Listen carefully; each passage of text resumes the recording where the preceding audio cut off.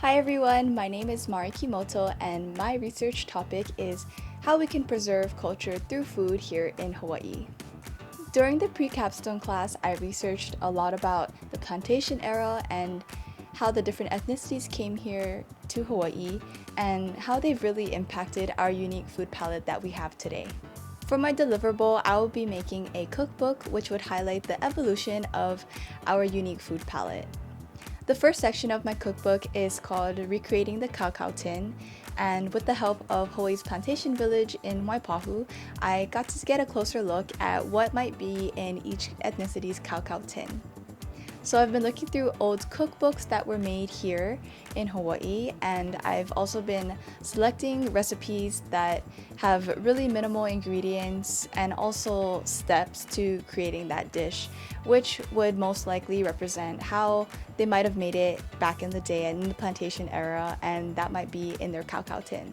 The next section of my cookbook is called Adaptive Cuisine, and this section highlights the different dishes that we know and love today, but were actually created due to socioeconomic status or ingredient availability, culinary extenders, and culinary fusion of cultures. And the last section of my cookbook is called The Evolution of Adaptive Cuisine, and in this section I plan to interview chefs and also artists who also actively preserve culture through their food or through their work through food. One of the past capstone projects that stood out to me is Sky Tuine's project, the art in graphology. I thought her research question was really interesting.